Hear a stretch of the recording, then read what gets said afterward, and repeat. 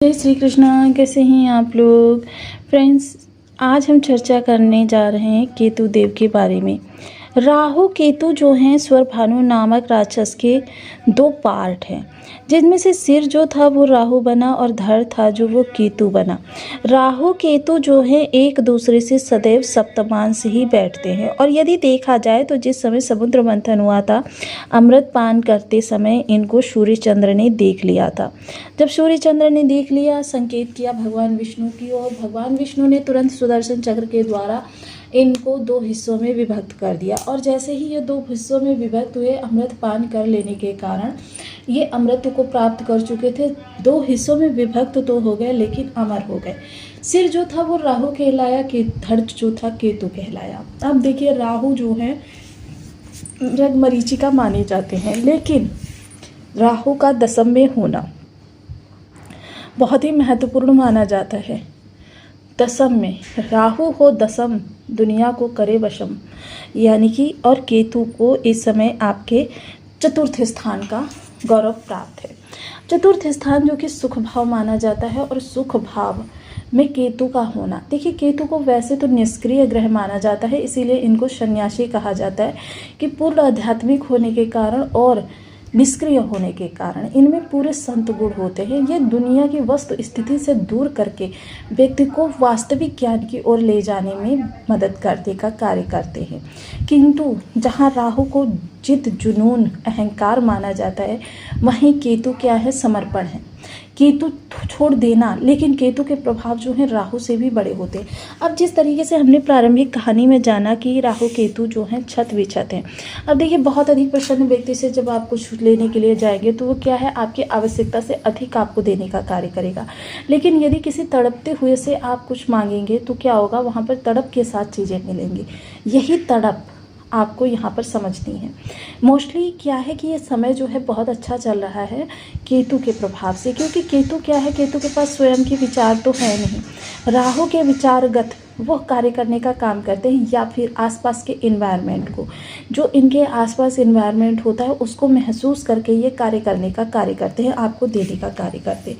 अब जैसे वर्तमान समय में यदि इनके राशिपति को देखा जाए तो राशिपति धन भाव में बैठे हुए हैं। राशिपति धन भाव में मित्र राशि में बैठे हुए हैं, और यहाँ पर शुक्र का कारक स्थान है। शुक्र का कारक स्थान होने के कारण ये स्थान शुक्र के लिए काफ़ी अनुकूल है, क्योंकि शुक्र और बुध का यहाँ पर इनके ऊपर प्रभाव पड़ रहा है। अग्नि तत्वीय राशि है, यानी कि इन जो भी प्रभाव मिलेंगे, देखिए निगेटिव या पॉजिटिव। निगेटिव मैंने इसलिए कहा क्योंकि बहुत से लोगों के बर्थ चार्ट में इनकी अवस्था जो होगी काफ़ी विषम होगी, जिस कारण से देखिए जो भी प्रचंडता बढ़ेगी वो उनके लिए निगेटिव ही बढ़ेगी। इस चीज़ का सदैव ही ध्यान रखें, और देखिए ध्यान भी रखें और उपाय भी करते रहें, जिसकी वजह से जो प्रचंडता है उसके ताप में कमी आ सके।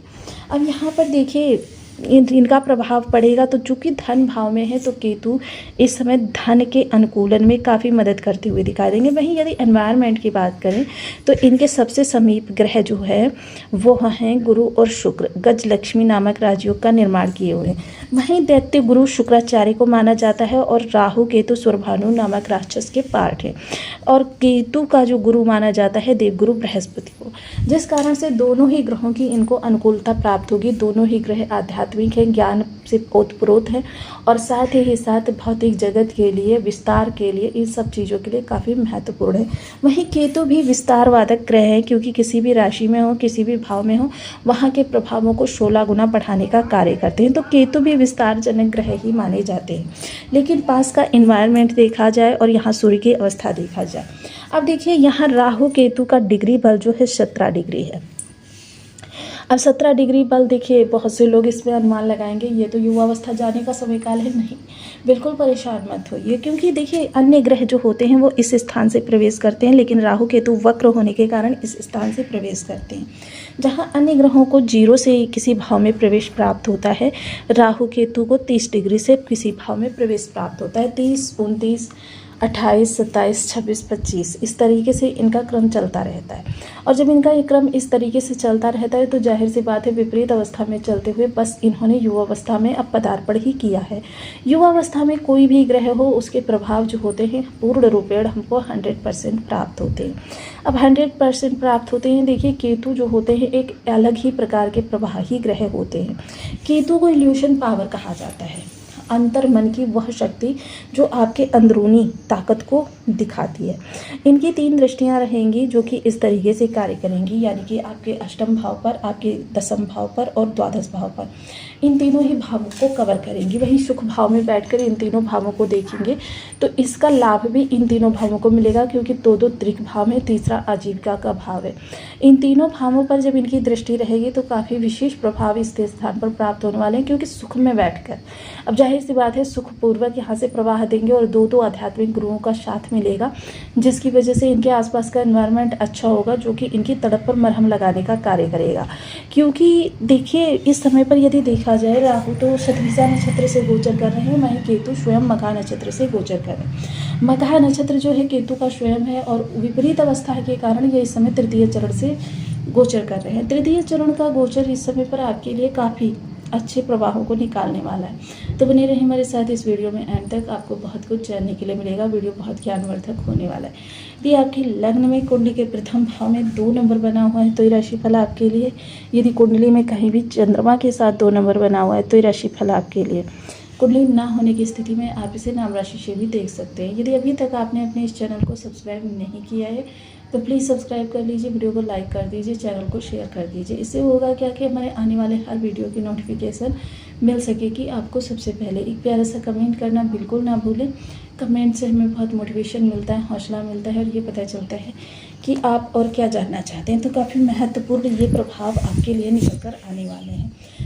तो समय क्या रहने वाला है इस पर हम चर्चा करेंगे। सबसे पहले तो ये जानेंगे कि इस समय हमारी जो चीज़ें प्रवाह दे रही हैं केतु के माध्यम से, सुख भाव, इल्यूशन पावर। देखिए इस समय आपके मन की जो स्थिति होगी वो थोड़ी सी अच्छी होगी, क्योंकि क्या है केतु क्या है आपके अंदर की शक्तियों को जागृत करने के लिए मानसिक चिंताओं को उत्पन्न करते हैं, कार्यों को बिगाड़ने का कार्य करते हैं। वर्तमान समय में ये आपके किसी कार्य को नहीं बिगाड़ेंगे, बल्कि ये इस समय पर आपके कार्यों के इल्यूशन पावर के द्वारा उनकी जो फ्यूचर में होने वाली स्थिति है, यानी कि फ्यूचर में वो पॉजिटिव रहने वाले हैं, निगेटिव रहने वाले हैं। क्योंकि केतु देखिए राहु का प्रवाह क्या है, वो प्रारंभिक अवस्था से भी जो भी कार्य आप कर रहे हैं प्रारंभिक अवस्था से ही आपको आभास देने लगते हैं कि भाई ये कार्य बिगड़ सकता है।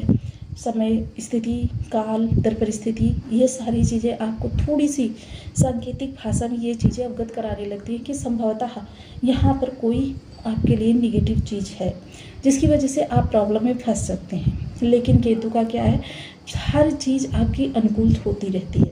समय कहाँ पर खराब होता है, जब कार्य पूर्णरूपेण संपन्न हो चुका होता है। जब उससे मान लीजिए कोई वृक्ष है, हमने लगाया और उसको बड़ा किया, कोई दिक्कत नहीं। जबकि ये राहु का प्रवाह होगा तो हो सकता है उसको लगाने में कोई दिक्कत हो जाए, जिसकी वजह से वृक्ष सूख जाए या बड़ा हो जाए तब वृक्ष सूख जाए, या फिर किसी के द्वारा उखाड़ दिया जाए, हवा आंधी के द्वारा उखाड़ दिया जाए। लेकिन क्या होता है, केतु का जो प्रवाह होता है, ना तो आंधी उस पर असर डालती है, ना तूफान असर डालता है, ना परिस्थिति असर डालती है, ना वृक्ष किसी, बल्कि जब वो फल देने वाला होता है, कभी कभी आपके पुष्प भी आ जाते हैं, उस समय पर वह वृक्ष किसी विषम परिस्थिति के कारण वो धराशायी हो जाता है और आपकी पूरी मेहनत निष्क्रिय हो जाती है, जिसकी वजह से क्या होता है, आप आहत भी बहुत ज़्यादा होते हैं और आपको एक तरीके से विरक्ति भी हो जाती है। यही विरक्ति जो होती है केतु होते हैं। केतु आपको दुनियावी से हटाकर प्रभु प्राप्ति में लगाना चाहते हैं, क्योंकि इन्हें मोक्ष का कारक माना जाता है। पंचम दृष्टि अकूत धन पर जाएगी तो मोस्टली अकूत धन लाभ के लिए, क्योंकि आपके इल्यूशन पावर को जागृत करने का कार्य करते हैं, स्वप्नों के माध्यम से, सांकेतिक भाषा में या फिर स्पष्ट आंखों के द्वारा। केतु के कुंडली में बल के अनुसार ये चीज़ें होती हैं कि केतु कुंडली में कितने सशक्त हैं। अब देखिए इल्यूशन पावर अकूत धन आगमन में, क्योंकि देखिए कभी कभी प्रयास करते हैं आप, कभी कभी बिना प्रयास के ही आपको सामने से कोई ऐसी अपॉर्चुनिटी प्राप्त हो जाती है कि आप एकदम से सहसा प्रसन्न हो जाते हैं कि भाई ये कार्य हो गया तो मेरे दोबारे न्यारे हो जाएंगे। तो यहाँ पर क्या होगा, ये आपको सांकेतिक भाषा में आपको आभास शक्ति के द्वारा ज्ञात कराने का प्रयास करेंगे कि आपके साथ अच्छा होने वाला है या बुरा होने वाला है, जिससे क्या है कि आप सचेत रहेंगे, आप स्वागत करने के लिए तत्पर रहेंगे, और उस स्थिति से सचेत रहेंगे जो आपके लिए मुँह बाय खड़ी हुई है। क्योंकि देखिए राहु का भ्रम भी यहाँ पर बना रहेगा। सप्तम दृष्टि जो आपकी आजीविका स्थान पर जा रही है, कार्य क्षेत्र से संबंधित अगर कोई विषमता आपके सामने आनी होगी या फिर जो भी आप नए चेंजेस करने जा रहे हैं उनमें किसी भी प्रकार की विषमता आने वाली है, इन सबको आभास शक्ति के द्वारा ज्ञात कराने का कार्य करेंगे राहु महाराज, केतु महाराज। क्योंकि सुख में बैठकर तो जाहिर सी बात है ये सुखों की रक्षा हेतु हर स्थान पर अच्छा ही करने का प्रयास करेंगे। वहीं गुरु शुक्र का इस समय पर सानिध्य मिलेगा, जिसकी वजह से इनकी जो सोच है, जो प्रवृत्ति है, वो बहुत अच्छी आपके लिए होती हुई देखी जाएगी। वहीं तृतीय दृष्टि जो द्वादश स्थान पर जाएगी तो उसका क्या कार्य रहेगा कि मोस्टली द्वादश स्थान क्या है, व्यय का है, आपकी रात्रि की नींदों का है और आपके विदेश शक्ति का है। तो देखिए व्यक्ति क्या होता है कि अब जो आपके रूटीन खर्चे हैं उनसे अतिरिक्त खर्चों की अगर बात की जाए तो उनसे अतिरिक्त खर्चे जो होंगे वह आपको आभास शक्ति के द्वारा यह ज्ञात जरूर हो जाएगा। एक बार आपका अंतर्मन आपको रोकेगा जरूर कि भाई यहाँ पे खर्च करना आपके लिए हो सकता है थोड़ा सा कष्टकारक हो जाए, तो आपको उसके बारे में पुनर्विचार की आवश्यकता रहेगी, आपको पुनर्विचार अवश्य करना है।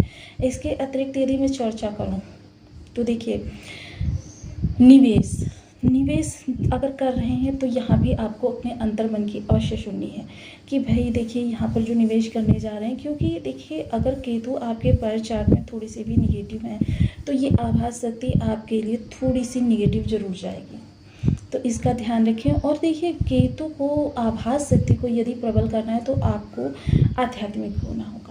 आध्यात्मिक होने के लिए देखिए बहुत से लोग क्या सोचते हैं कि दिन भर बस पूजा पाठ करते रहो, कर्म पर ध्यान मत दो, तो ऐसा कुछ भी नहीं है।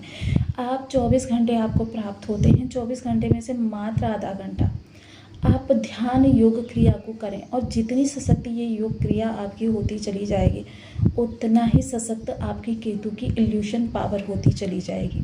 बस ये आधा घंटा आपके लिए बहुत महत्वपूर्ण प्रभाव निकाल कर लाएगा केतु के। केतु से जब भी प्राप्त करना हो आप आधा घंटा ध्यान लगाना